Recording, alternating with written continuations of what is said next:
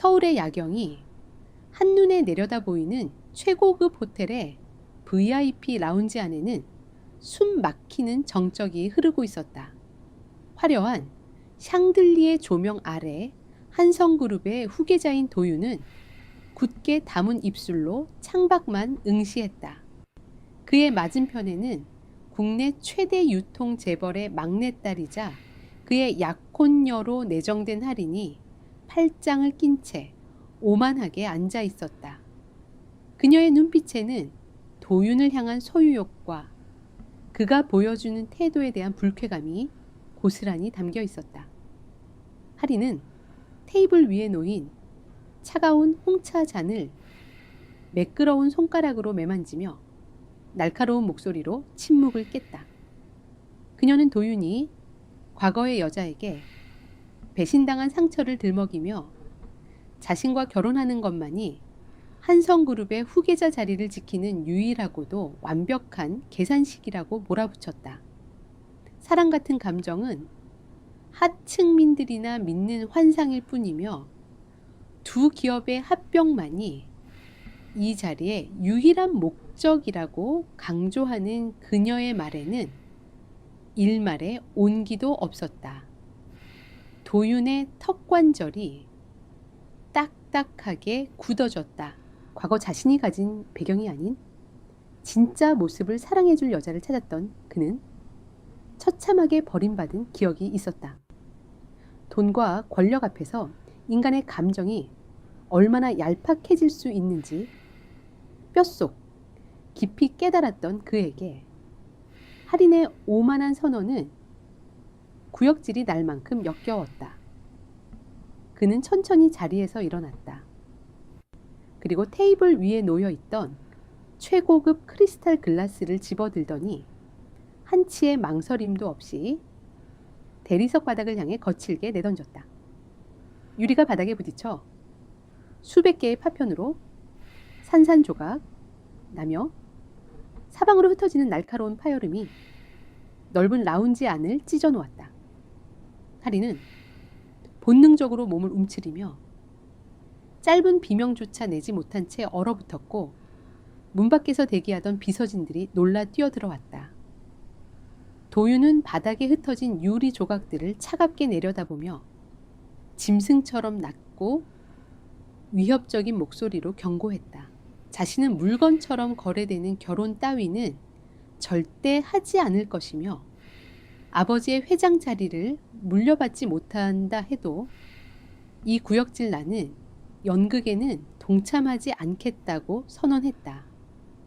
그는 할인의 붉게 달아오른 얼굴을 뒤로 한 채 라운지 문을 거칠게 열어젖히고 어둠 속으로 걸음을 옮겼다.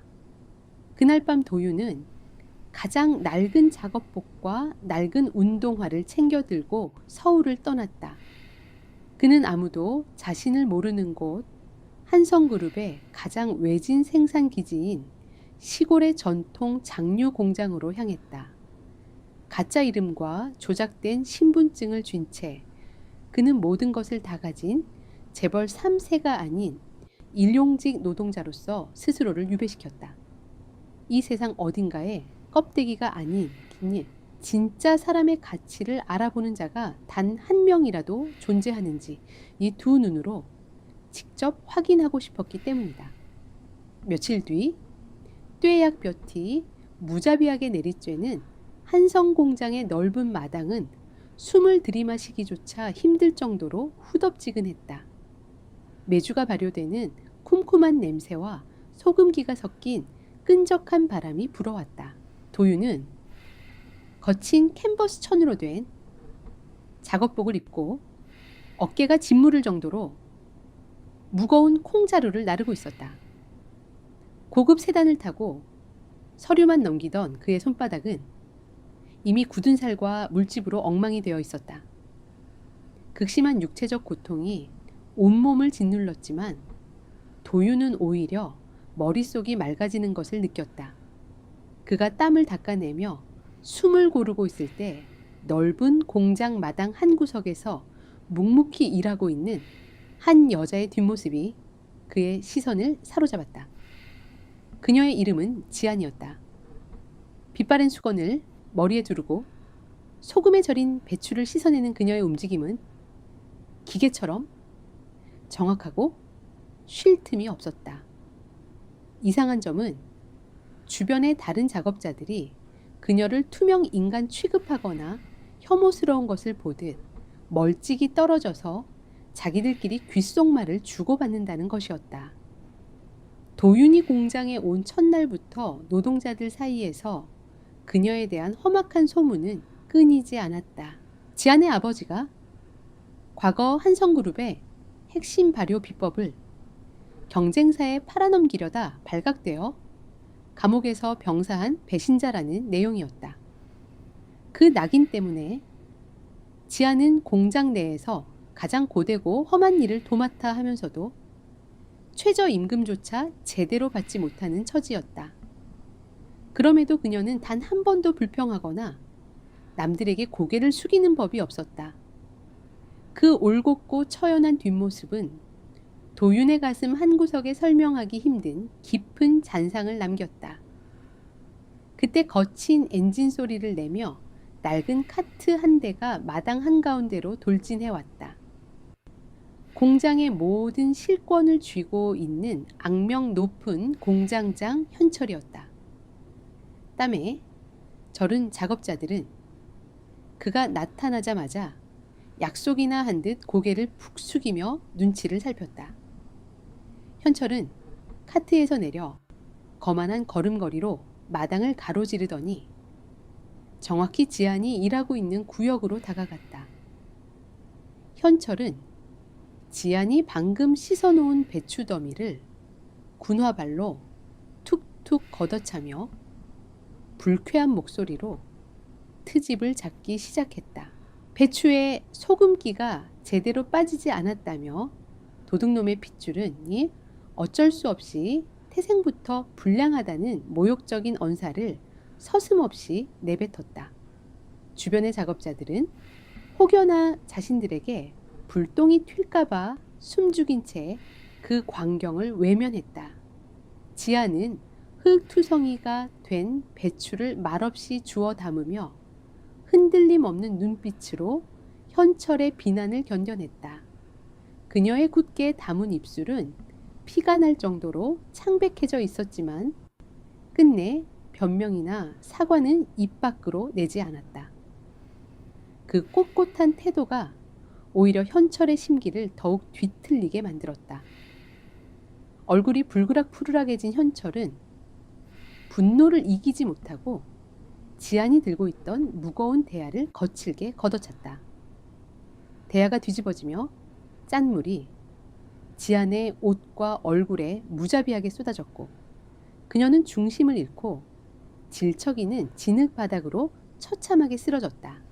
현철은 쓰러진 그녀를 내려다보며 이 공장에서 당장 쫓아내 버리겠다는 폭언을 짐승처럼 쏟아냈다. 철저하게 고립된 지안의 어깨가 미세하게 떨리고 있었다. 그 순간 무거운 콩자루를 어깨에 맨 채 그 모든 광경을 지켜보고 있던 도윤의 눈빛이 차갑게 돌변했다.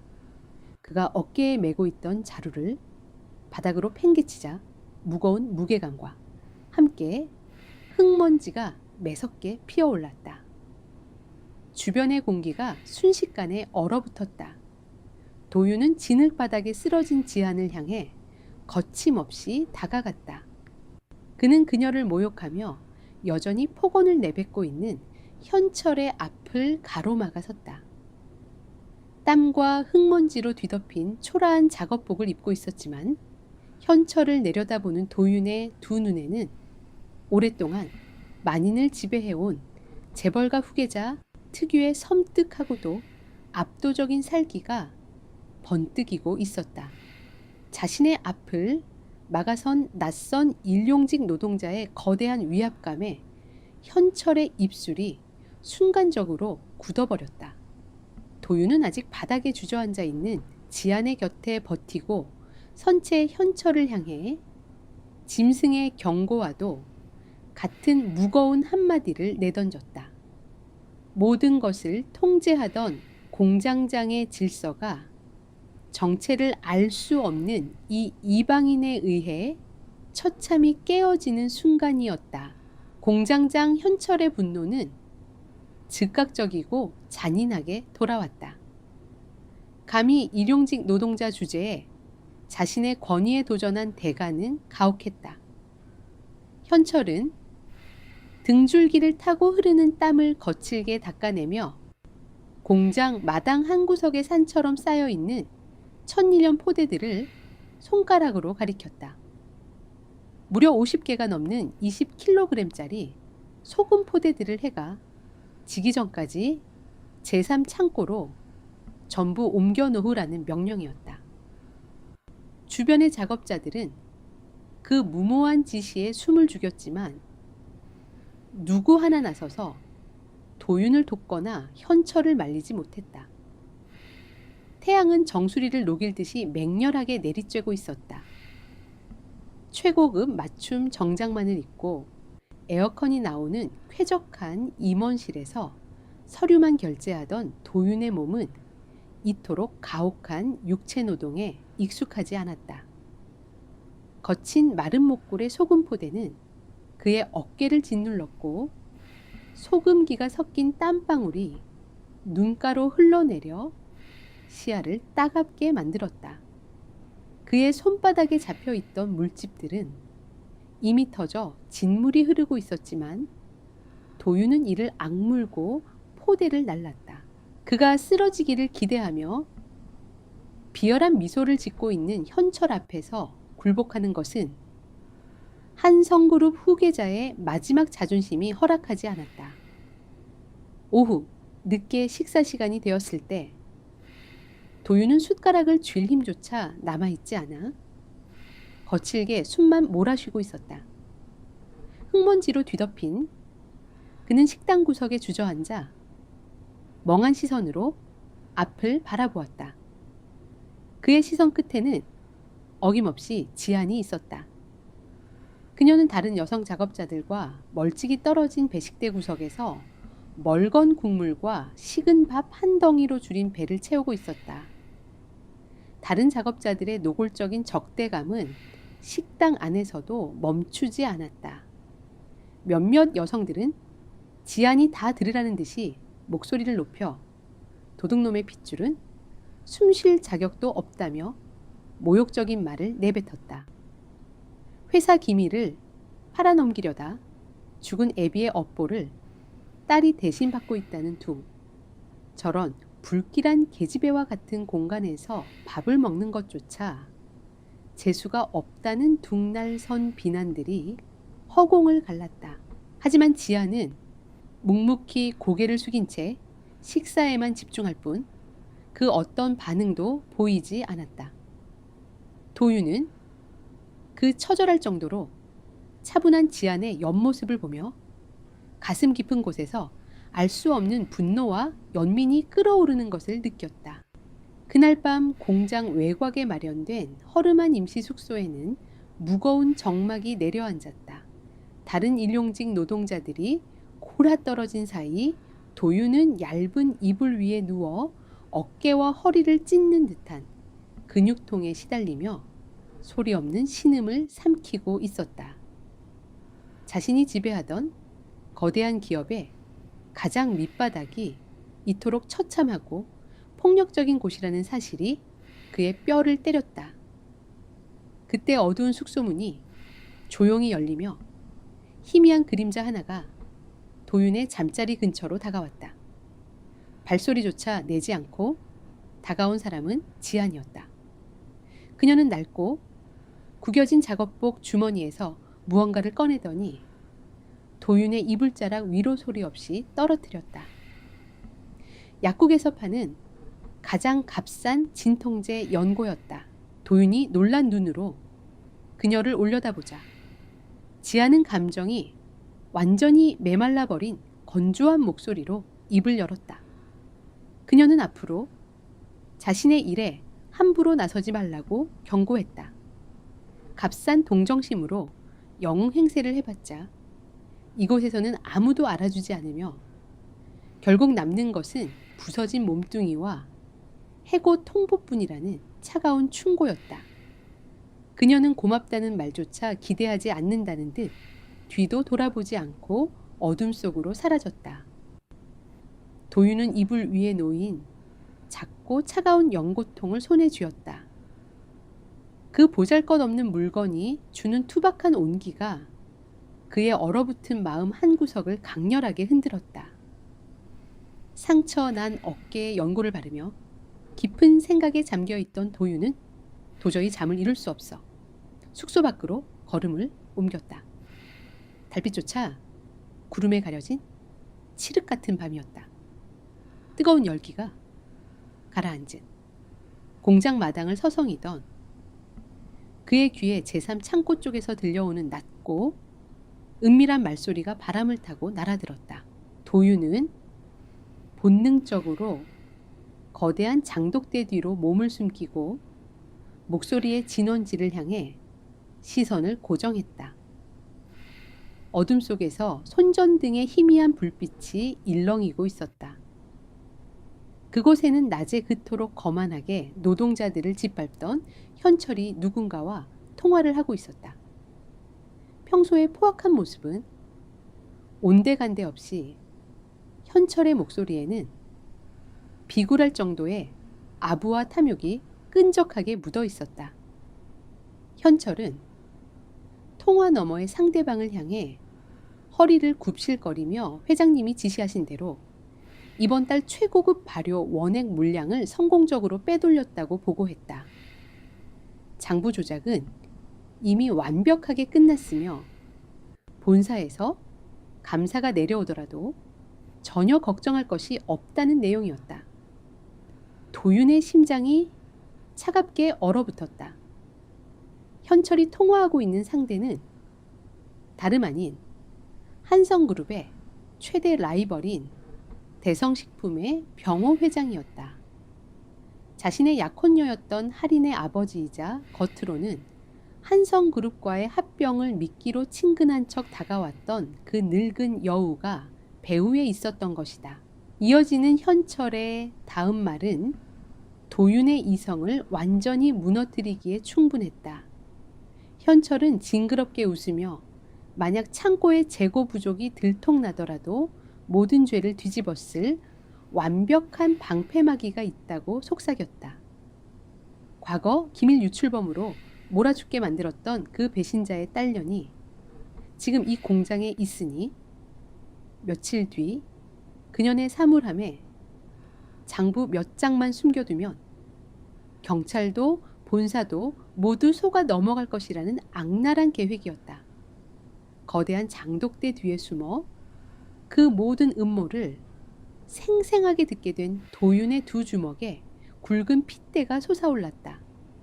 단순히 공장장 개인의 횡령이 아니었다. 한성그룹의 심장부를 갉아먹는 거대한 부패의 사슬이 경쟁사와 연결되어 있었고 그들은 또다시 힘없는 지안을 벼랑 끝으로 밀어넣어 두 번이나 한 가족을 철저히 파괴하려고 작정하고 있었다. 어둠 속에서 현철의 통화가 끝나고 구두 발소리가 멀어지는 동안 도윤의 눈동자는 맹렬한 분노로 불타올랐다. 유배를 자처했던 재벌 3세의 위험한 방역이 이 어두운 시골 공장의 흙바닥 위에서 조용하지만 치명적으로 시작되려 하고 있었다. 아침 해가 떠오르기 전부터 한성 공장의 마당은 다시 매서운 노동의 현장으로 변해 있었다. 하지만 도윤의 마음가짐은 첫날과는 완전히 달라져 있었다. 어젯밤 현철의 섬뜩한 음모를 생생하게 엿들은 이후부터 그는 분노를 차가운 이성으로 억누르며 마치 먹잇감을 노리는 사냥꾼처럼 예리한 감각을 곤두세웠다. 거친 작업복을 입은 채 겉으로는 일용직 노동자의 신분을 완벽하게 위장하고 있었지만 그의 두 눈은 쉴 새 없이 공장의 출입구와 현철의 동선을 추적하며 보이지 않는 단서들을 찾고 있었다. 도윤은 의도적으로 자신의 동선을 지안의 작업구역 근처로 맞추기 시작했다. 현철이 파놓은 악랄한 함정으로부터 그녀를 지켜내는 동시에 한성그룹의 핵심 기밀과 자산을 빼돌리는 배우를 색출하기 위해 가장 필요한 일이었다. 지안은 여전히 다른 작업자들 사이에서 철저히 고립된 채 새벽부터 장독대에 가득 찬 발효 원액의 찌꺼기를 퍼올리고 무거운 고무 호스를 연결하는 고된 작업에 몰두하고 있었다. 그녀의 작고 야윈 어깨 위로 진득한 소금물과 땀방울이 뒤섞여 흘러내렸다. 무거운 호스를 끌어올리려 안간힘을 쓰고 있던 지안의 곁으로 거대한 그림자가 드리워졌다. 도윤은 아무런 말도 없이 지안이 들고 있던 무거운 호스를 낚아채듯 받아들었다. 두 사람 사이에 잠시 숨막히는 침묵이 흘렀다. 지안은 날카롭고 경계심 가득한 눈빛으로 도윤을 올려다보았다. 불과 며칠 전 현철 앞에서 무모하게 영웅 행세를 하다가 곤혹을 치른 그가 다시 자신에게 다가온 이유를 이해할 수 없었다. 이 공장에서는 자신과 엮이는 것 자체가 독이 된다는 사실을 모르는 바보이거나 아니면 불순한 의도를 가진 자일 것이라는 방어 기제가 작동했다. 지아는 호스를 되찾기 위해 손을 뻗으며 신경질적인 목소리로 남의 일에 상관하지 말라고 차갑게 밀어냈다. 그러나 도윤은 묵묵히 호스를 끌어당기며 그녀의 말에 대답하지 않았다. 오히려 평소에 거만한 재벌 후계자다운 태도를 철저히 숨긴 채 서툰 손놀림이지만 묵묵히 그녀의 힘겨운 노동을 돕기 시작했다. 도윤의 우직하고 말없는 행동 앞에 지안도 결국 고집을 꺾고 체념한 듯 깊은 한숨을 내쉬며 작업에 다시 몰두했다. 오전 작업이 끝날 무렵 공장 구석의 낡은 경비 초소에서 한 노인이 두 사람을 향해 다가왔다. 오랫동안 한성 공장의 야간 경비를 맡고 있던 동수였다.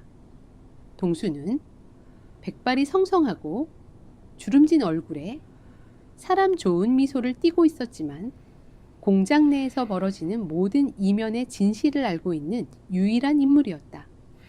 동수는 낡은 주전자와 이 빠진 컵 2개를 들고 와 차가운 보리차를 건넸다. 동수는 도윤이 지안을 돕는 모습을 지켜보고 있었다며 조심스럽게 입을 열었다. 낡은 플라스틱 의자에 걸터 앉은 동수는 씁쓸한 목소리로 지안의 아버지에 관한 숨겨진 과거를 털어놓았다. 한성그룹 최고의 장류 발효 명장으로 칭송받던 지안의 아버지가 어느 날 갑자기 경쟁사인 대성식품의 핵심 제조 기밀을 유출하려 했다는 누명을 쓰고 경찰에 연행된 사건이었다. 동수의 목소리는 떨렸다. 동수는 지안의 아버지가 돈 몇 푼에 양심을 팔 그런 위인이 아니었다며 회사 고위층 누군가의 횡령 비리를 캐려다가 오히려 함정에 빠져 억울하게 죽음을 맞이했다고 단언했다. 동수의 확신에 찬 증언을 들은 도윤의 머릿속은 거대한 퍼즐이 맞춰지듯 선명해졌다. 대성식품의 병호 회장과 공장장 현철이 오래전부터 결탁하여 지안의 아버지를 희생양으로 삼았으며 이제는 딸인 지안에게까지 똑같은 올가미를 씌우려 한다는 악랄한 진실이 수면 위로 떠올랐다. 오후가 되자 하늘이 급격히 어두워지며 매서운 소나기가 쏟아지기 시작했다. 빗줄기를 피해 공장 식당 뒤편에 좁고 녹슨 처마 밑으로 작업자들이 급히 피신했다. 도윤과 지안도 비를 피하기 위해 처마 밑으로 몸을 숨겼다. 세차게 내리치는 빗소리만이 두 사람 사이에 어색한 침묵을 메우고 있었다. 한참 동안 먼 산만 응시하던 지안이 낡고 구겨진 작업복 주머니에서 무언가를 꺼냈다. 동전 몇 잎으로 뽑은 가장 저렴하고 달달한 캔 커피였다. 그녀는 아무런 감정의 동요도 없는 메마른 표정으로 도윤의 가슴팍을 향해 무심하게 캔 커피를 툭 던졌다. 어제 진통제의 연고에 이어 또 한 번의 무뚝뚝한 보답이었다. 도윤은 얼떨결에 차가운 캔을 받아들고 지안을 쳐다보았다. 그녀는 여전히 도윤을 바라보지 않은 채 비 내리는 바닥만 응시하고 있었지만 항상 굳게 얼어붙어 있던 그녀의 입가에 아주 희미하게 번진 작은 미소가 걸려 있었다. 거대한 절망 속에서도 결코 무너지지 않으려는 그녀의 처절한 자존심과 세상에 대한 깊은 불신 속에서도 누군가의 호의에 보답하려는 인간적인 온기가 뒤섞인 미소였다. 도윤은 캔커피의 차가운 금속 표면을 쥐고서 평생 마셔본 최고급 원두커피보다도 더 깊은 삶의 무게를 느꼈다. 그 순간 거친 엔진 소리와 함께 최고급 수입 세단 한 대가 물보라를 일으키며 공장 마당 한가운데로 매끄럽게 미끄러져 들어왔다. 진흙탕이 된 바닥 위로 차량 문이 열리고 한성그룹의 전략적 합병 대상이자 도윤의 약혼 여인 할인이 오만한 자태로 내렸다. 화려한 명품 코트와 뾰족한 하이힐은 이 더럽고 냄새나는 시골 공장과는 전혀 어울리지 않았다. 본사에 예고 없는 현장 시차를 핑계로 불쑥 찾아온 할인의 등장에 공장장 현철은 우산을 받쳐들고 굽실거리며 달려나갔다. 할인은 코를 틀어막은 채 신경질적으로 공장 내부를 둘러보더니 처마 밑에서 비를 피하고 있던 지안의 무리를 향해 다가갔다. 할인의 눈빛에는 하층민들을 벌레 보듯 하는 역겨움과 오만함이 가득했다. 그때 할인의 시선이 지안이 입고 있는 진흙투성이 작업복에 머물렀다. 지안은 할인의 위압적인 시선 앞에서도 고개를 숙이지 않고 그녀와 똑바로 눈을 맞췄다. 지안의 당당한 태도에 심기가 뒤틀린 할인은 지안의 곁을 지나치며 고의로 자신이 신고 있던 날카로운 하이힐 굽으로 지안의 발등을 거칠게 짓밟아 버렸다.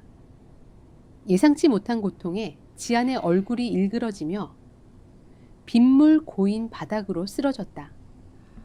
할인은 쓰러진 지안을 향해 어디서 더러운 것들이 길을 막고 서 있냐며 고성을 질렀다. 값비싼 구두가 더러워졌다며 현철에게 당장 저 기분 나쁜 여자를 치워버리라고 명령하는 할인의 목소리에는 일말의 죄책감조차 없었다.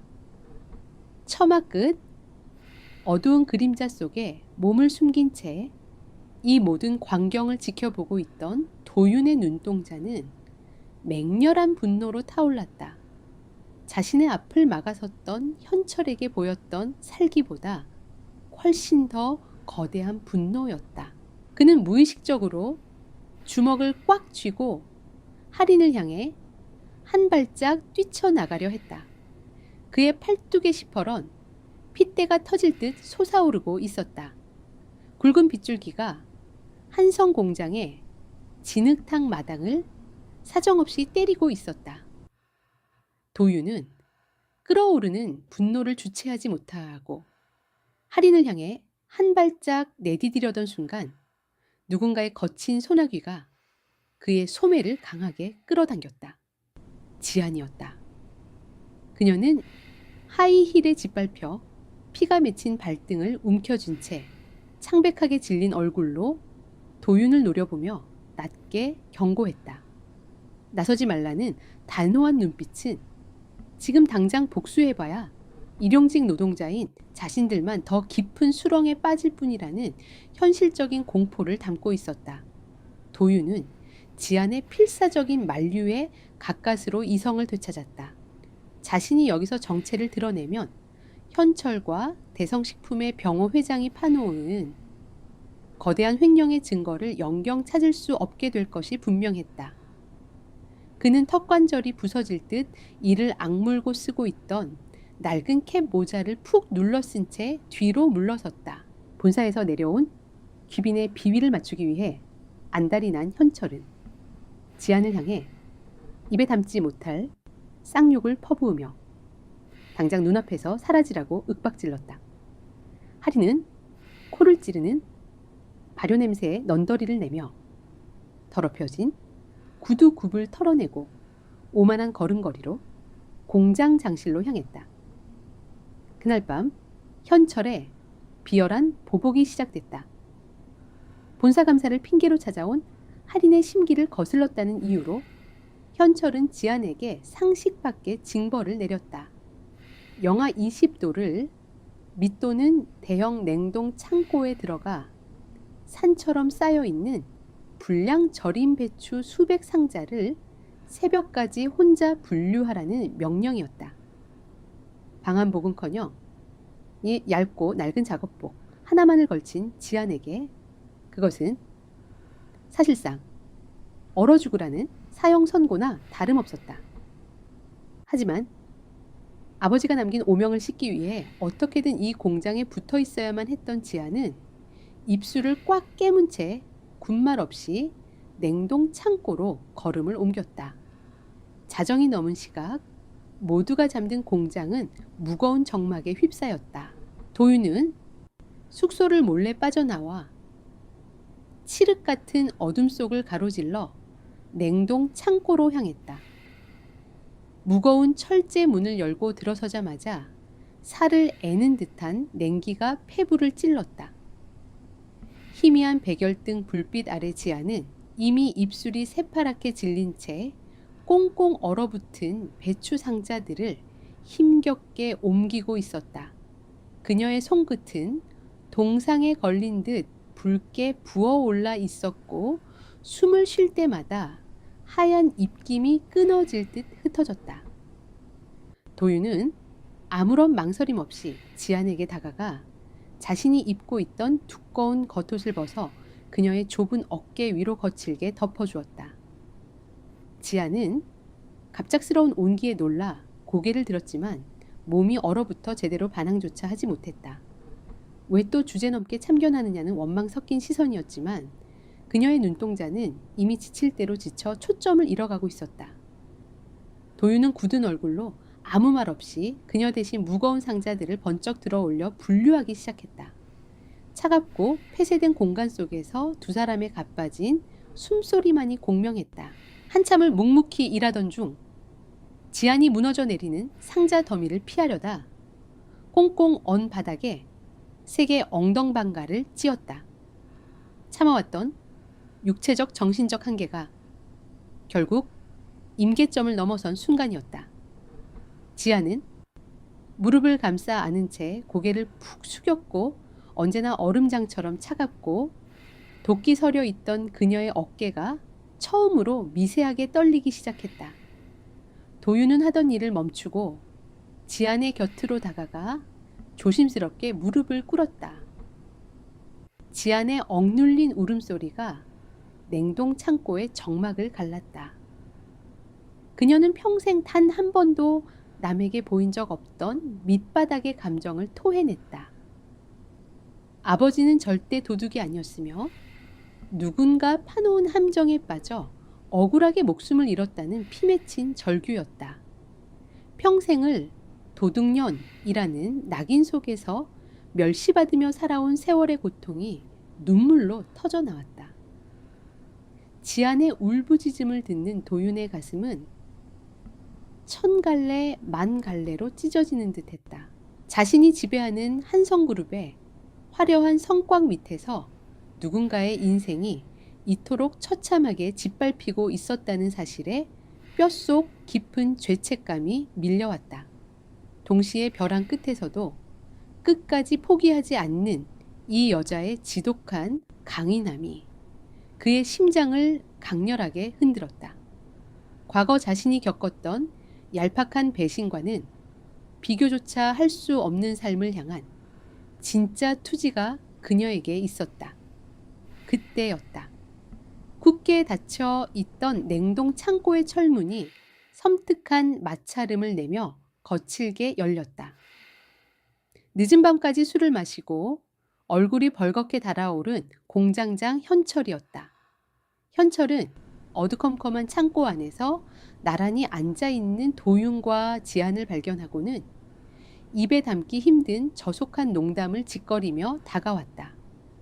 그는 지안을 향해 아비는 회사 기밀을 훔치더니 딸려는 으슥한 곳에서 일용직 놈들과 몸을 굴리냐며 천박한 조롱을 쏟아냈다.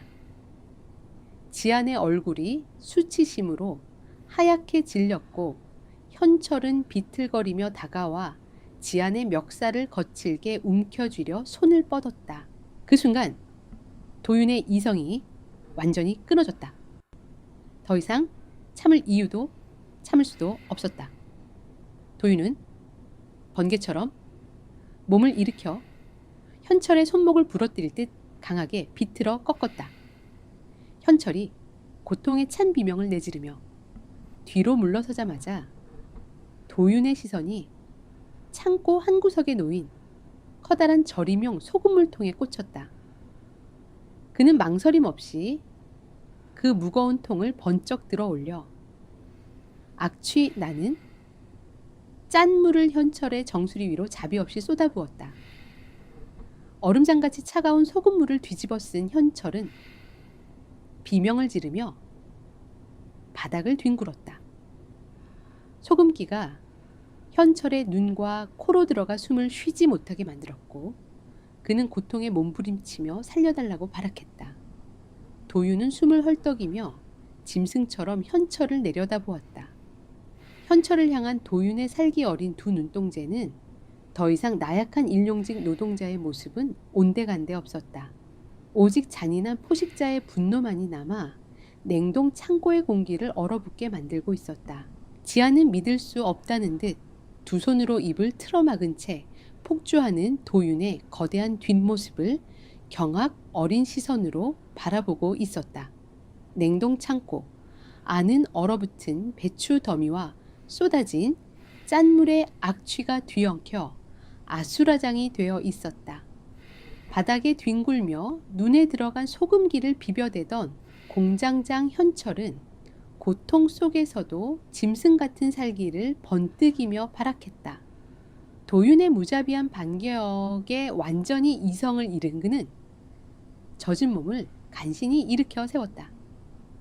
현철의 입에서는 도윤과 지안을 향한 천박한 저주가 폭포수처럼 쏟아졌다. 회사의 귀한 재산을 파손하고 상사를 폭행한 죄로 당장 콩밥을 먹이겠다며 현철은 분노에 찬 얼굴로 밖을 향해 절규하듯 소리쳤다. 현철은 그대로 몸을 돌려 육중한 철제문을 거칠게 닫아버렸다. 육중한 쇳덩어리가 맞물리는 마찰음이 서늘하게 창고 안을 울렸고 외부와 연결된 유일한 자물쇠가 채워지는 소리가 둔탁하게 이어졌다. 영하 20도의 밀폐된 얼음 감옥에 두 사람을 가두어 버린 것이다. 경찰을 불러와 이 둘을 완벽한 절도범과 폭력배로 몰아넣겠다는 현철의 마지막 경고가 두꺼운 철문을 넘어 희미하게 들려왔다. 도윤은 굳게 닫힌 철문을 거세게 밀어보았지만 꿈쩍도 하지 않았다. 창고 안에 냉기는 뼈를 시리게 만들었고 어둠 속에서 지안의 가쁜 숨소리만이 위태롭게 떨리고 있었다. 도윤은 몸을 돌려 지안을 향해 다가갔다. 방금 전 현철에게 쏟아부은 짠물이 튀어 지안의 옷깃마저 얼어붙어 가고 있었다. 도윤은 겉옷을 다시 단단히 여며주려 했으나 지안은 날 선 시선으로 그의 손길을 거칠게 쳐냈다. 왜 자신을 돕는 척하면서 오히려 돌이킬 수 없는 수렁으로 밀어넣었냐는 원망과 이제는 정말 아버지가 남긴 오명조차 씻지 못하고 감옥에 갇힐지도 모른다는 극도의 공포가 뒤섞인 눈빛이었다. 도윤의 가슴 한 구석이 욱신거렸다. 자신의 치기 어린 분노가 결과적으로 지안을 가장 큰 위험에 빠뜨렸다는 죄책감이 밀려왔다. 하지만 이 얼어붙은 지옥에서 변명할 시간조차 없었다. 도윤은 입술을 꽉 깨물고 곧 다가올 아침의 파국을 대비해 머릿속으로 수만 가지의 계산을 돌리기 시작했다. 현철과 배후에 있는 대성식품 병호 회장의 횡령 증거를 잡기 위해선 지금 이 순간이 가장 결정적인 타이밍이었다. 몇 시간 뒤 굳게 닫혀있던 냉동 창고의 철문이 열리며 아침 햇살이 창고 안으로 무자비하게 쏟아져 들어왔다. 현철은 승리감에 도취한 비열한 미소를 띠고 서 있었고 그 뒤로는 요란한 사이렌 소리를 울리며 도착한 2대의 경찰차가 공장 마당을 메우고 있었다. 웅성거리는 공장 작업자들은 혹여나 자신들에게 불똥이 튈까 두려워 멀찍이 떨어져 이 광경을 숨죽여 지켜보고 있었다. 경찰관들이 창고 안으로 진입하자마자 현철은 도윤과 지안을 가리키며 핏대를 세웠다. 저 2사람이 야간을 틈타 최고급 발효 원액을 빼돌리려다 자신에게 발각되자 폭력을 행사했으며 지안의 사물함에서 결정적인 장부 조작 증거를 찾아냈다는 거짓말을 늘어놓았다. 지안의 얼굴은 절망으로 새하얗게 질렸다. 아무리 결백을 주장해도 이미 아버지가 남긴 도둑의 낙인 때문에 경찰조차 그녀의 말을 듣지 않으려 했다. 경찰관이 차가운 수갑을 꺼내들어 지안의 가녀린 손목을 향해 다가갔다. 지안은 반항할 힘조차 잃어버린 채 이 지옥 같은 세상에 부조리 앞에 체념하듯 2 눈을 질끈 감았다. 그 순간이었다. 공장 마당으로 육중한 바퀴 소리와 함께 최고급 밴 여러 대와 검은색 세단 행렬이 매섭게 진입했다.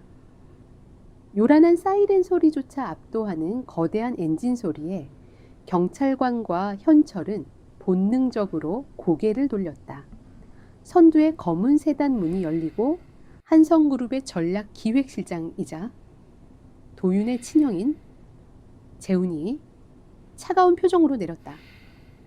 그의 뒤로 수십 명의 경호원과 검은 양복을 입은 본사 감사팀 직원들이 일사불란하게 도열했다.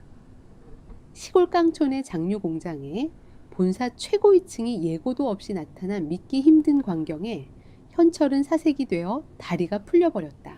재훈은 구두 굽소리를 울리며 현철과 경찰관을 지나쳐 곧장 냉동 창고 입구로 걸어왔다. 그리고 흙먼지와 짠물을 뒤집어 쓴 채 서 있는 남루한 일용직 노동자 도윤을 향해 허리를 90도로 깊게 숙이며 정중하게 인사했다. 재훈의 깍듯한 태도에 현철은 물론이고 숨을 죽이고 있던 100여 명의 공장 노동자들 모두가 그 자리에 얼어붙어 입을 다물지 못했다. 도윤은 천천히 걸음을 내디뎠다. 그는 쓰고 있던 낡은 캡 모자를 거칠게 벗어 바닥에 내던졌다. 흑투성이 작업복을 입고 있었지만 그에게서 뿜어져 나오는 지배자의 기백은 숨길 수 없었다. 도윤은 짐승 같은 눈빛으로 현철을 내려다보며 턱을 치켜들었다. 한성그룹 회장 직속의 특별감사 권한을 위임받은 후계자 도윤이 오랜 유배 생활을 끝내고 자신의 본래 자리를 되찾는 순간이었다. 도윤의 명령이 떨어지기가 무섭게 본사 감사팀 직원들이 일사불란하게 움직여 현철의 사무실을 덮쳤고 대성식품 병호 회장과의 비밀 거래 내역이 담긴 진짜 비밀 장부와 빼돌려진 횡령 자금의 경로를 낱낱이 파헤치기 시작했다. 현철은 그제야 자신이 건드린 일용직 노동자의 정체가 누구인지 깨달았지만 이미 엎질러진 물이었다. 사색이 된 현철은 무릎을 꿇고 살려달라며 도윤의 바짓가랑이를 붙들고 애원했지만 도윤은 냉혹하게 그를 발로 차냈다.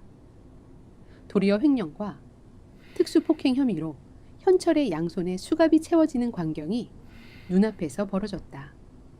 하지만 도윤의 눈은 현철이 아닌 여전히 창고 입구에 멍하니 서 있는 지안을 향해 있었다.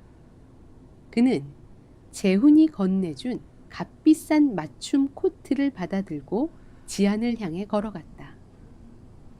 그녀의 결백을 증명하고 이 지옥에서 꺼내주었다는 사실에 아주 짧은 안도의 미소가 도윤의 입가에 스쳤다. 그는 지안의 떨리는 어깨를 감싸주기 위해 코트를 내밀었다. 그러나 지안의 반응은 도윤의 예상을 처참하게 빗나갔다. 지안은 코트를 밀쳐내며 뒷걸음질을 쳤다. 그녀의 커다란 두 눈동자는 안도감이나 기쁨 대신 소름 끼치는 경멸과 끔찍한 배신감이 짙게 깔려 있었다. 방금 전까지 자신의 목숨을 걸고 싸워주던 가난한 동료 노동자가 사실은 아버지를 억울한 죽음으로 몰아넣고 자신의 인생을 시궁창으로 처박은 한성그룹의 거대한 권력자였다는 사실. 지안의 세상은 현철의 폭행보다 더 무자비하게 박살나고 있었다. 그녀는 도윤이 내민 화려한 코트를 더러운 오물이라도 되는 듯 외면한 채 극한의 배신감으로 온몸을 부들부들 떨고 있었다. 도윤의 완벽한 방역은 그녀의 마음에 가장 치명적인 상처를 남기고 말았다. 한성공장, 마당을 빽빽하게 채운 수십 명의 경호원과 경찰들, 그리고 넋이 나간 채 얼어붙은 작업자들 사이로 팽팽한 긴장감이 감돌았다. 도윤은 흙먼지 묻은 작업복 위에 최고급 맞춤 코트를 걸친 채 자신을 경멸 어린 시선으로 노려보는 지안에게 다가갔다. 방금 전까지 현철의 폭압에 맞서 함께 냉동 창고에서 사투를 벌이던 동료가 자신의 인생을 시궁창에 처박은 거대 기업의 후계자였다는 사실에 지안의 세상은 산산조각 나고 있었다. 도윤은 조심스럽게 손을 뻗어 지안의 얼어붙은 어깨를 감싸려 했다. 모든 오해를 풀고 억울한 누명을 벗겨주겠다는 변명이 그의 목구멍까지 차올랐다. 그러나 지안은 도윤의 손이 닿기도 전에 거칠게 몸을 피했다. 그녀의 두 눈에는 참을 수 없는 모멸감과 분노가 이글거리고 있었다. 지안은 한치의 망설임도 없이 도윤을 향해 다가가 있는 힘껏 그의 뺨을 내리쳤다. 살이 부딪히는 날카로운 파열음이 정적을 찢었다. 도윤의 고개가 돌아갔고 그의 입술 터진 곳에서 붉은 피가 배어나왔다. 주변을 에워싸고 있던 덩치 큰 경호원들이 본능적으로 지안을 향해 달려들려 했지만 도윤은 손을 들어 그들을 거칠게 제지했다.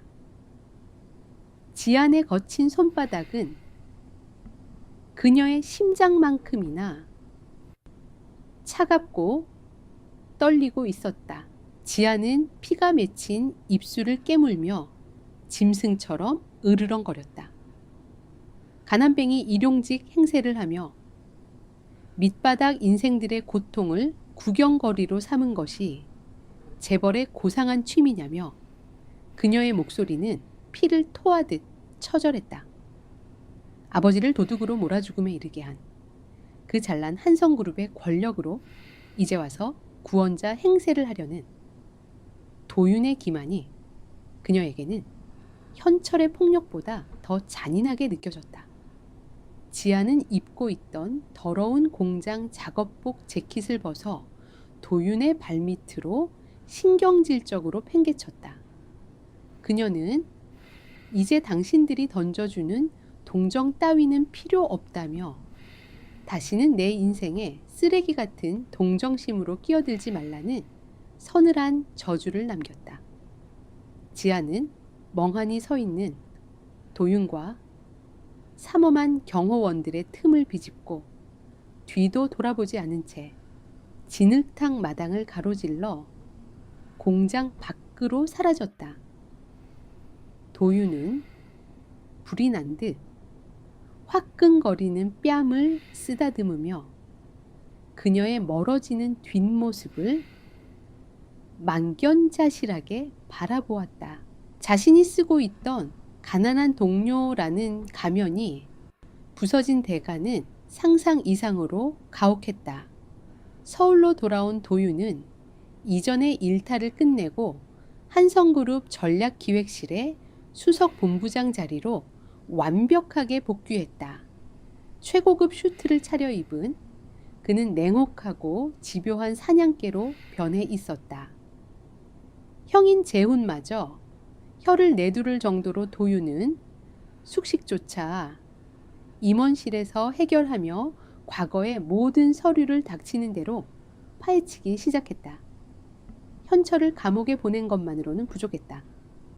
지안의 아버지가 뒤집어쓴 기밀 유출 사건의 진짜 배후, 즉 대성식품, 병호 회장과 결탁하여 한성의 내부를 갉아먹은 거대한 원죄를 밝혀내지 않으면 지안의 닫힌 마음을 영원히 열 수 없다는 것을 뼈저리게 알고 있었다.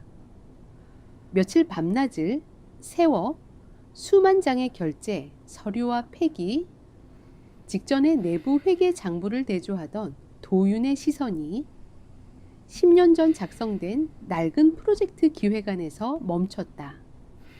지안의 아버지가 책임자로 있던 전통 발효 종균 개발 사업의 예산 집행 내역이었다. 서류 귀퉁이에는 지안의 아버지가 위조된 서명으로 기밀을 넘겼다는 증거로 제출되었던 계약서 사본이 첨부되어 있었다. 도윤은 돋보기를 들이대며 서명을 유심히 살폈다. 그리고 잉크의 번짐과 필압의 미세한 차이에서 치명적인 조작의 흔적을 발견해냈다. 그 위조된 계약서의 최종 결제 라인에는 다름 아닌 대성식품, 병호 회장의 유령 회사가 교묘하게 얽혀 있었고, 당시 한성그룹 내부에서 그 서류를 승인한 임원은 놀랍게도 현재 병호 회장의 자금줄 노릇을 하던 퇴직 임원이었다. 지안의 아버지는 횡령범이 아니라 대성식품의 거대한 산업 스파이 공작을 막으려다 무참히 희생된 내부 고발자였던 것이다. 진실을 확인한 도윤의 손아귀 위에 꽉 쥐어진 종이가 구겨지며 바스락거렸다. 지배자의 위치에서 이 엄청난 불의를 방관했던 자신의 가문과 그 죗값을 고스란히 짊어지고 살아온 지안을 향한 거대한 부채감이 도윤을 짓눌렀다. 도윤은 즉시 비서실을 호출하여 지안의 행방을 찾으라고 불호령을 내렸다. 공장을 떠난 지안은 원래 살던 허름한 월세방에서도 짐을 빼고 종적을 감춘 상태였다. 도윤의 불안감은 극에 달했다. 대성식품의 병호 회장 측이 횡령 사건의 수사가 자신들에게 좁혀오자 과거 사건의 진실을 알고 있을지도 모르는 지안을 입막음하기 위해 움직이기 시작했다는 정보가 암흑가를 통해 흘러들어오고 있었다. 늦은 밤 억수같이 쏟아지는 폭우를 뚫고 도윤의 스포츠카가 서울 외곽의 빈민가를 향해 미친 듯이 내달렸다. 정보원들이 보내온 위치 추적 결과 지안은 대성식품이 고용한 사채업자들에게 쫓기며 철거를 앞둔 재개발 구역에 어느 후미진 식당에 숨어든 것으로 파악되었다. 와이퍼가 빗물을 쳐내는 다급한 소리 속에서 도윤은 스티어링 휠을 부서질 듯 꽉 움켜쥐었다. 도착한 곳은 간판조차 제대로 켜지지 않은 낡은 기사식당이었다. 도윤은 차에서 뛰어내려 비를 맞으며 식당 안으로 뛰어들었다. 식당 주방 뒷문 쪽에서 요란한 파열음과 함께 욕설이 터져 나왔다. 덩치 큰 사내 2명이 뒷문을 가로막고 있었고, 그 안쪽 좁은 골목에서는 비에 흠뻑 젖은 지안이 깨진 소주병을 거꾸로 쥔 채 맹렬하게 저항하고 있었다. 그녀의 팔뚝에는 이미 날카로운 것에 베인 붉은 상처가 빗물과 함께 씻겨 내려가고 있었다. 지안을 향해 흉기를 휘두르며 다가가는 사내들의 모습을 본 도윤의 눈동자가 차갑게 얼어붙었다. 그는 망설임 없이 바닥에 뒹굴고 있던 두꺼운 나무 강목을 집어들고 사내들을 향해 무자비하게 돌진했다. 재벌 3세의 품격 따위는 이미 폭우 속에 내던져진 지 오래였다. 오직 지안을 이 지옥 같은 폭력에서 끄집어내야 한다는 원초적인 분노만이 도윤의 온몸을 지배하며 밤거리에 거친 혈투로 이어지고 있었다. 쏟아지는 폭우 속 재개발 구역의 후미진 식당 뒷골목은 혼돈 그 자체였다. 도윤은 두꺼운 나무 강목을 휘두르며 짐승처럼 사내들을 향해 돌진했다. 진흙탕 위로 거친 숨소리와 살이 부딪히는 둔탁한 소리가 뒤엉켰다. 도윤의 무자비한 기세에 당황한 사내들은 잠시 주춤했지만 이내 날카로운 흉기를 고쳐쥐고 방역에 나섰다. 빗물에 젖어 무거워진 맞춤 슈트는 도윤의 움직임을 둔하게 만들었지만 지안을 지켜야 한다는 본능은 그를 괴물처럼 만들었다. 턱에 날아든 사내의 주먹을 간신히 피한 도윤은 강목으로 상대의 다리를 무자비하게 내리쳐 쓰러뜨렸다. 다른 한 명이 등 뒤에서 덤벼드는 찰나 뒷걸음질 치던 지안이 깨진 소주병을 허공에 휘두르며 필사적으로 저항했다. 사내는 지안의 위협에 움찔하며 뒤로 물러섰고, 그 틈을 타 도윤이 사내의 복부를 강하게 걷어차 바닥에 나동그라지게 만들었다. 고통에 신음하며 쓰러진 사내들은 도윤의 섬뜩한 눈빛과 그가 풍기는 압도적인 살기에 압도되어 흉기를 버려둔 채 빗속으로 비틀거리며 도망쳤다. 거친 숨을 몰아쉬던 도윤은 피 묻은 강목을 바닥에 던져버리고 뒤를 돌아보았다. 빗물과 진을 그리고 피로 엉망이 된 지안은 여전히 깨진 소주병을 꽉 쥔 채 덜덜 떨고 있었다. 극도의 공포와 긴장이 풀리지 않은 그녀의 눈동자는 허공을 맴돌다 천천히 도윤에게 초점을 맞췄다. 도윤은 조심스럽게 다가가 그녀의 손에 들린 날카로운 유리 조각을 빼앗아 멀리 던져버렸다. 상처난 그녀의 팔뚝에서 붉은 피가 빗물에 씻겨 내려가는 모습을 본 도윤은 자신의 겉옷을 벗어 지안의 어깨를 감싸려 했다. 하지만 지안은 다시 한번 그의 손길을 거칠게 쳐냈다. 도윤의 옷이 진흙 바닥에 나뒹굴었다. 지안은 도윤을 향해 증오와 경멸이 가득 찬 눈빛으로 소리쳤다. 자신을 미행해서 얻은 게 고작 이 얄팍한 구원자 행세냐며 한성그룹의 더러운 돈과 권력으로 빚어낸 이 끔찍한 연극에서 제발 자신을 빼달라고 절규했다. 그녀의 목소리는 빗소리조차 뚫고 나올 만큼 처절하게 갈라져 있었다. 당신들이 내 아버지를 죽이고 내 인생을 시궁창에 처박아 놓고서 이제 와서 병 주고 약 주는 이 역겨운 짓거리를 언제까지 참아줘야 하느냐며 지안은 가슴을 치며 오열했다.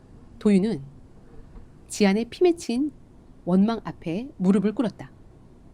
질척이는 진흙 바닥 위로 최고급 슈트 바지가 더럽혀지는 것은 안중에도 없었다.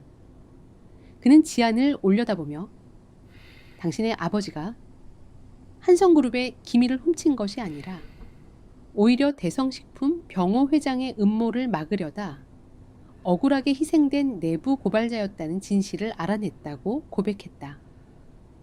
도윤은 떨리는 목소리로 자신의 가문이 저지른 씻을 수 없는 죄악에 대해 용서를 구하며 당신 아버지가 잃어버린 명예와 당신의 짓밟힌 청춘을 반드시 되찾아 주겠다고 맹세했다. 도윤의 절박한 진심, 어린 사과에도 지안의 차가운 분노는 쉽게 사그라지지 않았다. 지안은 식당 뒷문에 기대어 숨을 헐떡이며 당신의 그 얄팍한 사과 몇십 마디로 10년 넘게 도둑의 딸로 살며 겪은 멸시와 굶주림이 지워지느냐고 차갑게 되물었다. 도윤이 아무리 진실을 파헤친다 한들 이미 죽어버린 아버지는 돌아오지 않으며 자신이 흘린 피눈물은 보상받을 수 없다는 냉혹한 현실 앞에서는 그 어떤 위로도 무의미했다. 지아는 무릎을 꿇은 도윤을 향해 엎질러진 흙탕물을 발로 걷어차며 내 눈앞에서 영원히 사라지라는 서늘한 저주를 내뱉고 비틀거리며 돌아섰다. 그 순간 좁은 골목, 어귀에 눈부신 헤드라이트 불빛이 번쩍이며 최고급 외제차 한 대가 미끄러지듯 멈춰섰다. 차량 문이 열리고 빗속을 뚫고 나타난 사람은 다름 아닌 할인이었다. 대성식품 병호 회장의 딸이자 도윤의 약혼 여인 할인은 비서가 받쳐주는 커다란 우산 아래서 오만한 자태로 골목 안의 처참한 광경을 내려다보았다. 도윤의 행방을 추적해 이곳까지 쫓아온 할인의 얼굴에는 경악과 분노 그리고 지안을 향한 짙은 혐오감이 교차하고 있었다. 할인은 뾰족한 하이힐 굽으로 무릉덩이를 밟으며 성큼성큼 다가왔다. 그녀는 진흙 바닥에 무릎을 꿇고 있는 도윤을 보며 기가 막힌다는 듯 코웃음을 쳤다. 한성그룹의 후계자가 저런 더러운 쓰레기 같은 연 앞에서 무릎을 꿇고 구걸을 하느냐며 할인의 입에서는 도끼 어린 조롱이 쏟아졌다. 그녀는 곁에 서 있던 비서의 손에서 두툼한 현금 뭉치가 든 봉투를 빼앗아 들더니 지안의 젖은 얼굴을 향해 매몰차게 집어던졌다. 돈다발이 공중에 흩어지며 진흙탕 위로 비참하게 나뒹굴었다. 할인은 지안을 향해 손가락질하며 악다구니를 썼다. 주제도 모르고 남의 약혼자에게 들러붙는 천박한 거머리 같은 연이라며 아비나 딸이나 남의 것을 탐내는 천한 피는 속일 수 없다는 끔찍한 모욕을 퍼부었다. 지아는 모멸감에 입술을 꽉 깨물었지만 이미 바닥난 체력과 처참하게 짓밟힌 자존심에 반항할 힘조차 남아있지 않았다. 분노에 찬 할인이 지안의 뺨을 올려붙이기 위해 손을 높이 쳐든 바로 그 찰나였다. 도윤이 번개처럼 솟구쳐 올라 할인의 손목을 부러뜨릴 듯 강하게 낚아챘다. 뼈가 으스러질 듯한 악력의 할인은 비명을 지르며 얼굴이 일그러졌다. 도윤은 짐승처럼 번뜩이는 눈빛으로 할인을 노려보았다. 더 이상 할인을 자신의 약혼녀나 협력사의 딸로 대하지 않는 철저히 적을 향한 살기 어린 분노였다. 도윤은 할인의 손목을 거칠게 쥐고 흔들며 짐승처럼 으르렁거렸다. 당장 그 더러운 주둥이를 닥치고 지안의 발밑에 무릎 꿇고 사죄하지 않으면 대성식품과 할인의 모든 것을 자신의 손으로 처참하게 박살 내버리겠다는 서늘한 선전포고였다. 도윤의 압도적인 분노에 할인의 오만함은 산산조각 났고 골목 안에는 빗소리조차 삼켜버릴 듯한 무거운 침묵만이 내려앉았다. 하리는 도윤의 거친 소나기에 붙들려 비명을 질렀다. 단 한 번도 누구에게 무시당해 본 적 없는 그녀의 오만한 자존심은 도윤의 살기 어린 분노 앞에서 산산조각 났다. 그녀는 도윤이 더 이상 자신과의 약혼 관계나 그룹 간의 합병에 연연하지 않는다는 것을 깨닫고 경악과 분노에 휩싸였다. 자신을 뿌리치며 빗속으로 달려가는 도윤의 뒷모습을 보며 하리는 복수를 다짐하는 악에 바친 고함을 내질렀다. 그녀의 절규는 곧바로 아버지인 대성식품 병호 회장에게 전달되었고 두 거대 그룹 간의 암묵적인 동맹은 그날 밤 완전히 파국을 맞았다. 도윤은 비를 맞으며 비틀거리는 지안을 부축해 자신의 채에 태웠다. 지안은 여전히 도윤의 손길을 거부했지만 이미 탈진 상태에 이르러 저항할 기력조차 남아있지 않았다. 도윤은 묵묵히 차를 몰아 서울의 최고급 보안 시설을 갖춘 자신의 펜트하우스로 향했다. 지금 그녀를 혼자 내버려 두는 것은 사냥터에 홀로 남겨두는 것과 다름없었다. 펜트하우스에 도착하자마자 대기하고 있던 주치의가 지안의 상처를 치료했고 가정부가 따뜻한 음식과 깨끗한 옷을 준비했다. 지안은 처음 경험하는 호화로운 환경과 극진한 대접 앞에서 어찌할 바를 모르고 굳어 있었지만 도윤은 그녀에게 아무것도 묻거나 강요하지 않고 조용히 자리를 비켜주었다. 그는 지안에게 잃어버린 명예를 되찾아 주기 전까지는 그녀의 마음을 얻을 자격이 없다는 것을 알고 있었다. 다음 날 아침 한성그룹 본사의 최고층 회의실은 살얼음판처럼 차가운 긴장감에 휩싸였다. 대성식품 병호 회장의 분노는 예상보다 훨씬 빠르고 조직적으로 움직였다. 그는 한성그룹의 주요 주주들을 포섭하여 긴급 이사회를 소집했다. 병호 회장은 현철이 감옥에서 빼돌린 조작된 회계장부를 증거로 내세우며 도윤이 개인적인 감정으로 회사에 막대한 손실을 끼친 니 무능하고 독단적인 경영자라고 비난했다. 심지어 도윤이 시골 공장의 여직원과 부적절한 관계를 맺고 공금을 횡령했다는 추악한 스캔들까지 퍼뜨리며 도윤의 해임안을 긴급 상정했다. 회의실 안은 병호 회장 측이 매수한 이사들의 날 선 공격으로 가득 찼다. 도윤의 형인 재훈과 그를 따르는 소수의 임원들은 필사적으로 방어에 나섰지만 이미 판세는 병호 회장 쪽으로 완전히 기운 듯 보였다. 병호 회장은 승리를 예감한 듯 여유로운 미소를 지으며 해임한 투표를 위한 의사봉을 들어 올렸다. 도윤의 경영자로서의 생명이 끊어지기 직전의 순간이었다. 그때 굳게 닫혀있던 육중한 회의실 문이 거칠게 열렸다. 회의실에 있던 모든 이사들의 시선이 문 쪽으로 쏠렸다. 그곳에는 흠잡을 데 없이 완벽하게 다려진 최고급 슈트를 입은 도윤이 서 있었다. 그의 등 뒤로는 이전에 남루한 작업복 차림이 아닌 단정하고 기품 있는 원피스를 입은 지안이 굳은 표정으로 서 있었다. 그리고 그들 옆에는 평생을 한성공장에서 꾸준히 일을 도맡아 온 늙은 경비원 동수가 긴장된 얼굴로 자리하고 있었다. 회의실은 예상치 못한 인물들의 등장에 술렁이기 시작했다. 병호 회장은 당황한 기색을 감추려 애쓰며 여기가 어디라고 감히 천한 것들이 발을 들이냐며 경비원들을 향해 소리쳤다. 하지만 도윤은 병호 회장의 고함을 무시한 채 회의실 중앙에 있는 거대한 원목 테이블을 향해 걸어갔다.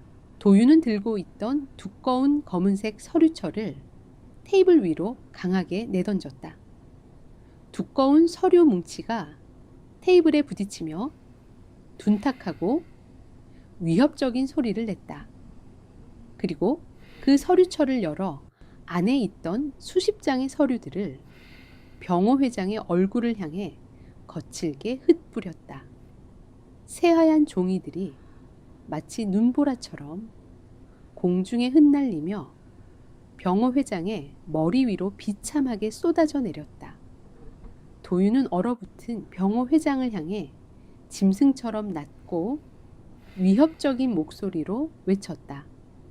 자신의 해임안을 논하기 전에 10년 전 당신이 저지른 살인과 횡령에 대한 단죄부터 시작하자고 선언했다. 그는 흩날리는 서류들을 가리키며 이것은 당신의 해임안이 아니라 당신의 죄를 심판할 사형 선고서라고 서늘하게 경고했다. 도윤의 충격적인 폭로의 회의실은 아수라장이 되었다. 늙은 경비원 동수는 떨리는 목소리로 과거 병호 회장과 현철이 공모하여 지안의 아버지를 어떻게 함정에 빠뜨렸는지에 대한 구체적인 정황을 증언하기 시작했다. 병호 회장의 낯빛은 시시각각 새하얗게 질려갔고 그의 이마에서는 굵은 땀방울이 흘러내리고 있었다. 그는 이제 막다른 골목에 몰린 쥐처럼 도끼를 품고 최후의 발악을 준비하고 있었다. 한성그룹 이사회 회의실 안은 도윤이 흩뿌린 서류들이 눈보라처럼 흩날리며 극도의 혼란에 휩싸였다. 이사들은 바닥에 나뒹구는 서류 조각들을 멍하니 내려다 보았고 병호 회장은 얼굴이 새하얗게 질린 채 입술만 파르르 떨고 있었다.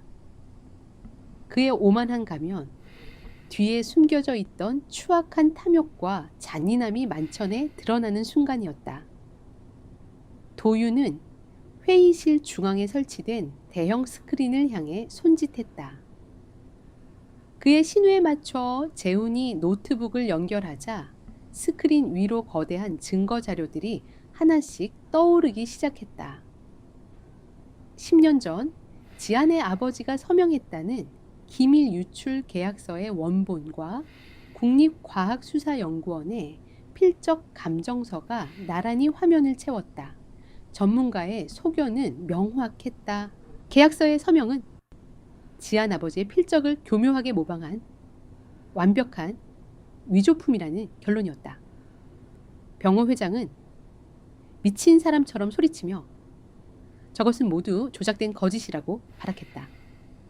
하지만 도윤은 그의 발악을 비웃듯 다음 증거를 화면에 띄웠다. 대성식품의 자금으로 운영되던 유령 회사가 한성그룹의 퇴직 임원 계좌로 거액의 돈을 송금한 내역과 그 돈이 현철을 거쳐 지안 아버지 사건의 거짓 증인들에게 흘러들어간 통장 거래 내역이 붉은 선으로 낱낱이 연결되어 있었다. 거대한 부패의 사슬이 완벽하게 모습을 드러내자 병호 회장을 지지하던 이사들의 얼굴에서 핏기가 가시기 시작했다. 그들은 마치 전염병 환자를 보듯 병호 회장에게서 슬금슬금 거리를 두기 시작했다. 결정적인 증거는 늙은 경비원 동수의 입에서 나왔다. 동수는 떨리는 목소리로 증인석에 서서 사건 당일 밤 병호 회장과 현철이 공장 뒤편에서 지안의 아버지를 협박하며 거짓 자백을 강요하던 장면을 똑똑히 목격했다고 증언했다. 동수는 당시 가족의 생계를 위협하는 현철의 협박에 못 이겨 진실을 외면했지만 평생을 죄책감 속에서 살아왔다며 눈물을 흘렸다. 그의 진심 어린 고백은 회의실의 공기를 무겁게 짓눌렀다. 모든 것이 끝났다는 것을 직감한 병호 회장의 눈에 핏발이 서기 시작했다. 수십 년간 쌓아 올린 자신의 제국이 한순간에 무너져 내리는 것을 지켜보던 그의 이성은 완전히 마비되었다. 그는 이 모든 비극의 원흉이 바로 눈앞에 서 있는 지안이라고 생각했다. 그녀만 없었다면, 그녀의 아비만 입을 다물었다면 모든 것이 완벽했을 것이라는 뒤틀린 분노가 그의 온몸을 지배했다. 병호 회장은 갑자기 이성을 잃고 짐승처럼 포효하며 자리에서 벌떡 일어났다. 그리고 자신의 앞에 놓여있던 육중하고 모서리가 날카로운 크리스탈 잿더리를 집어들었다. 회의실 안의 모든 사람들이 경악하며 비명을 질렀지만 그의 움직임은 너무나도 빨랐다. 병호 회장은 핏발선 눈으로 지안을 노려보며 너 같은 더러운 핏줄 때문에 모든 것을 망쳤다며 잿더리를 높이 치켜들고 그녀를 향해 미친 듯이 달려들었다. 모든 것이 슬로우 모션처럼 느리게 흘러갔다. 지아는 눈앞으로 날아드는 치명적인 흉기 앞에서 피할 생각조차 하지 못한 채 그 자리에 얼어붙었다. 그녀의 커다란 눈동자의 공포가 가득 차오르는 순간 거대한 그림자가 그녀의 앞을 가로막았다. 도윤이었다. 도윤은 한치의 망설임도 없이 몸을 날려 지안을 자신의 등 뒤로 감싸 안았다. 둔탁하고 섬뜩한 소리가 회의실 전체를 울렸다. 도윤의 등이나 어깨가 아닌 그의 관잔놀이 바로 옆 이마 위쪽에 잿더리의 날카로운 모서리가 그대로 내리꽂혀졌다. 회의실 안은 순간 숨 막히는 정적에 휩싸였다. 도윤의 미간이 고통으로 깊게 찌푸려졌고 그의 몸이 크게 휘청거렸다. 맑고 붉은 피가 그의 찢어진 이마를 타고 흘러내려 시야를 가리기 시작했다. 상황을 파악한 경호원들과 미리 대기하고 있던 경찰들이 벌떼처럼 달려들어 발악하는 병호 회장을 바닥에 내리꽂고 제압했다. 회의실은 순식간에 비명과 고함으로 가득 찬 아수라장이 되었다. 도윤은 마지막 남은 힘을 다해 지안을 돌아보았다. 괜찮으냐고 묻고 싶었지만 목소리가 제대로 나오지 않았다. 그의 눈앞이 점점 흐려지고 다리의 힘이 풀려나갔다. 그의 거대한 몸이 힘없이 지안의 품으로 쓰러져 내렸다. 그 순간 언제나 얼음처럼 차갑고 단단하던 지안의 방어벽이 처참하게 무너져 내렸다.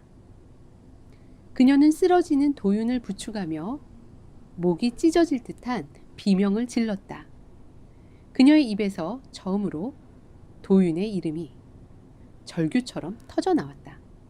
그녀는 피를 흘리며 의식을 잃어가는 그의 뺨을 감싸 안고 제발 눈을 뜨라며 미친 사람처럼 울부짖었다. 그녀를 짓누르던 깊은 원망과 불신은 그의 희생적인 사랑 앞에서 속절없이 녹아내려 뜨거운 눈물과 함께 바닥으로 쏟아지고 있었다. 서울 시내 최고급 병원의 VIP 병실은 소독약 냄새와 숨 막히는 긴장감으로 가득 차 있었다. 이사회에서 쓰러진 도윤은 긴급 수술을 받았고 며칠 동안 깊은 의식불명 상태에서 깨어나지 못하고 있었다. 지아는 단 한순간도 그의 곁을 떠나지 않았다. 그녀는 식사도 잠도 잊은 채 창백한 얼굴로 침대에 누워있는 도윤의 손을 꼭 잡고 그의 얼굴만 넋을 잃고 바라보았다. 그녀의 눈에는 더 이상 원망이나 분노가 아닌 오직 뼈저린 후회와 애끓는 연민만이 가득했다. 도윤이 의식을 되찾은 것은 소리 없이 새벽이 밝아오던 어느 날이었다. 무겁게 감겨 있던 그의 눈꺼풀이 미세하게 떨리더니 천천히 떠졌다. 흐릿한 시야 속으로 가장 먼저 들어온 것은 자신의 손을 붙잡은 채 의자에 앉아 불편하게 잠들어 있는 지안의 모습이었다. 며칠 밤을 샌 듯 수척해진 그녀의 뺨 위로는 마르지 않은 눈물 자국이 선명했다. 도윤은 찢어질 듯한 두통을 참아내며 힘겹게 손을 들어 그녀의 뺨을 조심스럽게 어루만졌다. 손길을 느낀 지안이 화들짝 놀라며 잠에서 깨어났다. 그녀는 의식을 되찾은 도윤을 보고 믿을 수 없다는 듯 두 눈을 동그랗게 떴다. 이내 그녀의 커다란 눈동자에서 굵은 눈물방울이 쉴 새 없이 후드득 떨어지기 시작했다. 그녀는 아무 말도 하지 못하고 그저 아이처럼 서럽게 울기만 했다. 도윤은 희미한 미소를 지으며 이제 더는 울지 말라고 나지막이 속삭였다.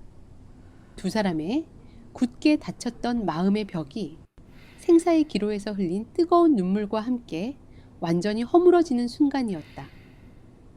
도윤이 병상에 누워있는 동안 세상은 빠르게 변하고 있었다. 대성식품, 병원 회장과 공장장 현철은 살인교사 및 수천억 원대의 특수경제 범죄 혐의로 무기징역을 선고받았다. 한성그룹과 대성식품의 합병은 당연히 무산되었고, 오히려 대성식품은 오너 리스크로 인해 회사가 존폐의 기로에 서게 되었다. 가장 큰 변화는 지안의 아버지에 대한 것이었다. 한성그룹은 대한민국 최대 일간지에 전면 광고를 게재하여 10년 전 기밀 유출 사건이 모두 조작된 음모였으며 고인이 된 장류 명장에게 깊은 사죄를 구한다는 공식 성명을 발표했다. 또한 그룹 본사 1층 로비에 위치한 명예의 전당에는 지안의 아버지의 사진과 그의 업적을 기리는 기념비가 성대하게 세워졌다. 도둑의 딸이라는 주홍글씨는 마침내 지워졌고 그녀의 아버지는 억울한 죽음 끝에 비로소 자신의 명예를 되찾았다.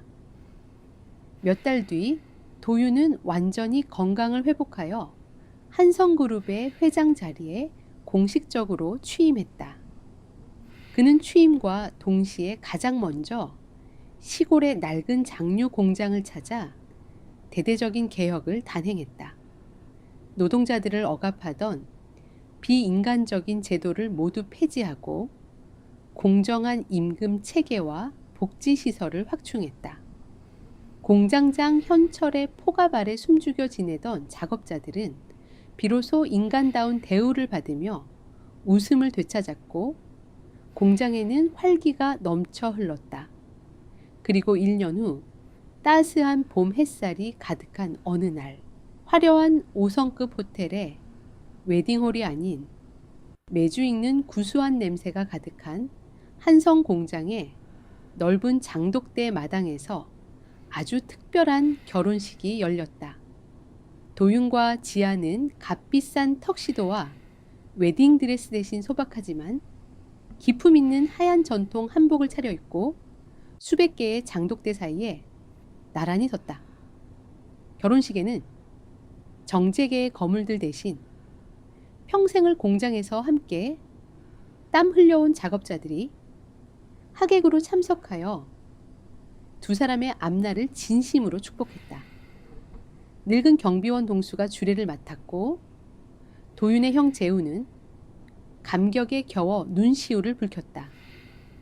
주례단상 앞에 선 도윤은 지안의 손을 따뜻하게 잡고 나지막이 속삭였다. 자신의 오만함과 거짓으로 그녀에게 씻을 수 없는 상처를 준 것을 평생 속죄하며 살겠다고 이제는 한성그룹의 회장이 아닌 오직 한 여자 지안의 남편으로서 그녀의 눈물을 닦아주고 웃음을 지켜주겠다고 맹세했다. 지안은 말없이 고개를 끄덕였다. 그녀의 얼굴에는 더 이상 과거의 그늘이나 상처가 남아있지 않았다. 오랫동안 잊고 살았던 햇살처럼 맑고 투명한 미소가 그녀의 입가에 환하게 번졌다. 벼랑 끝에서 만난 두 사람은 가장 처절한 증오와 오해를 넘어 서로의 가장 깊은 상처를 보듬어 안으며 비로소 완전한 사랑을 완성했다. 수백 개의 장독대 사이로 따스한 봄바람이 불어왔다. 그 바람에 실려온 구수한 장 익는 냄새는 혹독한 겨울을 이겨내고 마침내 찾아온 진정한 사랑의 향기였다. 두 사람은 서로를 마주보며 행복하게 미소 지었고 그들의 새로운 인생은 이제 막 깊고 향기롭게 익어가기 시작하고 있었다.